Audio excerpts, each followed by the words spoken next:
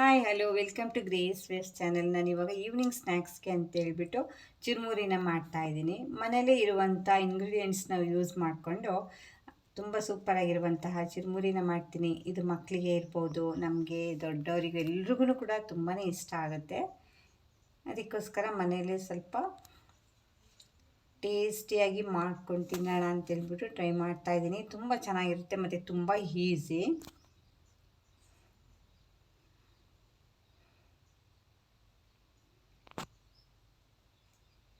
ತುಂಬ ಅದ್ಭುತವಾದಂತಹ ಒಂದು ಚುರುಮುರಿನ ಇವಾಗ ರೆಡಿ ಮಾಡೋಣ. ಮೊದಲಿಗೆ ನಾನು ಸ್ವಲ್ಪ ಒಂದು 2 ಲೀಟ್ರಷ್ಟು ಪುರಿನ ಕ್ಲೀನ್ ಮಾಡಿಕೊಂಡು ಒಂದು ಪಾತ್ರೆಗೆ ಹಾಕ್ಕೊಳ್ತಾ ಇದ್ದೀನಿ. ಮೊದಲಿಗೆ ಎಲ್ಲವನ್ನು ನಾನು ರೆಡಿ ಮಾಡಿ ಇಟ್ಕೊಂಡಿದ್ದೀನಿ. ಕ್ಯಾರೆಟ್ ಇರ್ಬೋದು, ಮತ್ತು ಕೊತ್ತಂಬರಿ ಸೊಪ್ಪು, ಟೊಮೆಟೊ, ಪ್ರತಿಯೊಂದು ಏನೇನು ಬೇಕು ಎಲ್ಲಕ್ಕೂ ಕೂಡ ನಾವು ಕಟ್ ಮಾಡಿ ಇಟ್ಕೊಂಡು ಒಂದೊಂದೇ ಥಿಂಗ್ಸ್ನ ಹಾಕ್ಕೊಳ್ಳೋದು ತುಂಬ ಚೆನ್ನಾಗಿರುತ್ತೆ. ಈಗ ಒಂದು 2 ಟೇಬಲ್ ಸ್ಪೂನಷ್ಟು ಎಣ್ಣೆನ ಹಾಕ್ಕೊಳ್ತಾ ಇದ್ದೀನಿ. ಹಾಗೆ ರುಚಿಗೆ ತಕ್ಕಷ್ಟು ಉಪ್ಪು. ಈ ಪುರಿಯಲ್ಲಿ ಉಪ್ಪು ಇರುತ್ತಲ್ವ, ಅದಕ್ಕೋಸ್ಕರ ಉಪ್ಪನ್ನ ಸ್ವಲ್ಪ ಕಡಿಮೆನೇ ಹಾಕ್ಕೋಬೇಕು.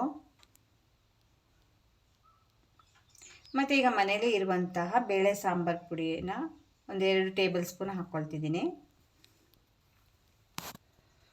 ಇದಕ್ಕೆ ಹಸಿಮೆಣಸಿನ್ಕಾಯಿನ ರುಬ್ಬಿಟ್ಟು ಹಾಕಿದ್ರೂ ತುಂಬ ಚೆನ್ನಾಗಿರುತ್ತೆ. ಹಾಗೆಯೇ ಸ್ವಲ್ಪ ಕಾಂಗ್ರೆಸ್ ಕಡಲೆ ಬೀಜ, ಇದನ್ನು ಕೂಡ ಮನೇಲಿ ರೆಡಿ ಮಾಡಿರೋದು. ಇದಿಷ್ಟನ್ನು ಹಾಕ್ಬಿಟ್ಟು ಇವಾಗ ಚೆನ್ನಾಗಿ ಮಿಕ್ಸ್ ಮಾಡ್ಕೋಬೇಕು.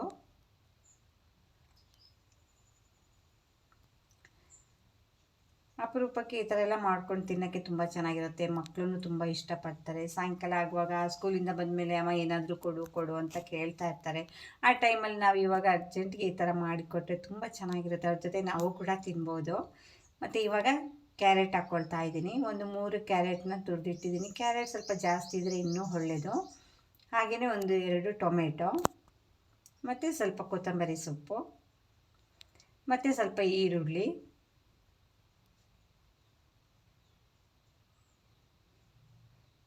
ಇದಿಷ್ಟನ್ನು ಹಾಕ್ಕೊಂಡು ಇವಾಗ ಪುನಃ ಚೆನ್ನಾಗಿ ಮಿಕ್ಸ್ ಮಾಡ್ಕೋಬೇಕು. ಮತ್ತು ಸ್ವಲ್ಪ ನಿಂಬೆ ರಸ, 1 ಟೇಬಲ್ ಸ್ಪೂನಷ್ಟು ನಿಂಬೆ ರಸನ ಹಾಕ್ಕೊಳ್ತಾ ಇದ್ದೀನಿ. 2 ಲೀಟ್ರ್ ಪುರಿ ಇದ್ದರೆ 4ರಿಂದ 5 ಜನ ತಿನ್ಬೋದು, ಆರಾಮಾಗಿ ತಿನ್ಬೋದು. ತುಂಬ ಚೆನ್ನಾಗಿರುತ್ತೆ. ಮತ್ತು ಈ ಥರ ಎಲ್ಲ ಹಾಕ್ಕೊಂಡು ಮಾಡೋದ್ರಿಂದ ಟೇಸ್ಟ್ ಕೂಡ ತುಂಬ ಎಕ್ಸ್ಟ್ರಾರ್ಡಿನರಿ ಆಗಿರುತ್ತೆ. ನೋಡಿ, ಇವಾಗೆಲ್ಲ ಈ ಥರ ಚೆನ್ನಾಗಿ ಮಿಕ್ಸ್ ಮಾಡ್ಕೋಬೇಕು. ನೋಡೋಣ, ಸ್ವಲ್ಪ ಟೇಸ್ಟ್ ನೋಡಿಬಿಟ್ಟು ಎಲ್ಲ ಖಾರ ಕರೆಕ್ಟಾಗಿದ್ದರೆ ತಿನ್ಬೋದು. ಎಲ್ಲ ಕರೆಕ್ಟಾಗಿದೆ. ಇವಾಗ ಇದನ್ನು ಎಲ್ರಿಗೂ ಕೂಡ ಕೊಡ್ತೀವಿ.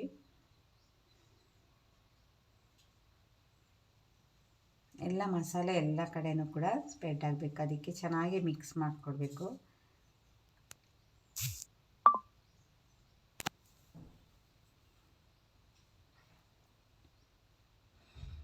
ಇದಕ್ಕೆ ನಾನು ಪೇಪರಲ್ಲಿ ಕವರ್ ಕೂಡ ಮಾಡಿಟ್ಟಿದ್ದೀನಿ ಚುರುಮುರಿ ತಿನ್ನೋಕ್ಕೆ. ಯಾಕೆ ಅಂತೇಳಿದರೆ ಅದೇ ಟೇಸ್ಟಲ್ಲಿ ತಿಂದರೆ ತುಂಬ ಚೆನ್ನಾಗಿರುತ್ತೆ. ಅದಕ್ಕೋಸ್ಕರ ಪೇಪರಲ್ಲಿ ಹಾಕ್ಕೊಂಡು ತಿಂದ್ರೇ ಅದು ಮಜಾನೇ ಬೇರೆ ಇರುತ್ತೆ. ನೋಡಿ, ಇವಾಗ ರೆಡಿ ಆಯಿತು. ತುಂಬ ಅದ್ಭುತವಾದಂತಹ ಚುರುಮುರಿ ರೆಡಿಯಾಗಿದೆ. ಅದನ್ನ ಇವಾಗ ತಿನ್ನೋ ಟೈಮ್ ಕೂಡ ಬಂದಿದೆ. ಈಗ ನಾನು ಕವರ್ ರೆಡಿ ಮಾಡಿದ್ದೀನಲ್ವ, ಆ ಕವರ್ ಒಳಗಡೆ ಹಾಕ್ಬಿಟ್ಟು ಒಬ್ಬೊಬ್ಬರಿಗೇ ಕೊಡ್ತೀವಿ ಟೇಸ್ಟ್ ಮಾಡೋಕ್ಕೆ. ತುಂಬ ಚೆನ್ನಾಗಿದೆ ನೋಡಿ. ಇವಾಗ ಇದಕ್ಕೆ ಹಾಕ್ಬಿಟ್ಟು ಪ್ರತಿಯೊಬ್ಬರು ಒಂದೊಂದು ಕವರ್ನ ಇಟ್ಕೊಂಡು ತಿಂತೀವಿ. ನೀವು ಕೂಡ ಒಂದ್ಸಲ ಟ್ರೈ ಮಾಡಿ, ತುಂಬ ಚೆನ್ನಾಗಿರುತ್ತೆ. ಮಕ್ಕಳು ತುಂಬ ಇಷ್ಟಪಡ್ತಾರೆ, ಮತ್ತು ಎಲ್ರಿಗೂ ಇಷ್ಟ ಆಗುತ್ತೆ. ಮತ್ತು ಹೇಗಿತ್ತು ಅಂತ ನನಗೆ ಕಮೆಂಟ್ ಮಾಡಿ ಹೇಳಿ. ಇದೇನು ಕಷ್ಟ ಇಲ್ಲ, ತುಂಬ 5 ನಿಮಿಷದಲ್ಲಿ ಫಾಸ್ಟಾಗಿ ಆಗಿಬಿಡುತ್ತೆ. ಮತ್ತು ಯಾರ್ಯಾರು ನನ್ನ ಚಾನಲ್ನ ಸಬ್ಸ್ಕ್ರೈಬ್ ಮಾಡಿಲ್ಲ, ಪ್ಲೀಸ್ ಸಬ್ಸ್ಕ್ರೈಬ್ ಮಾಡಿ, ಲೈಕ್ ಮಾಡಿ, ಶೇರ್ ಮಾಡಿ. ಹೀಗೆ ನನ್ನ ವೀಡಿಯೋಸ್ಗಳನ್ನ ನೋಡ್ತಾಯಿರಿ, ನನಗೆ ಸಪೋರ್ಟ್ ಮಾಡ್ತಾಯಿರಿ. ನಾನು ಕೂಡ ಹೊಸ ವೀಡಿಯೋ ಜೊತೆ ಸಿಗ್ತೀನಿ. ಅಲ್ಲಿವರೆಗೂ ಕೂಡ ಥ್ಯಾಂಕ್ ಯು, ಬಾಯ್.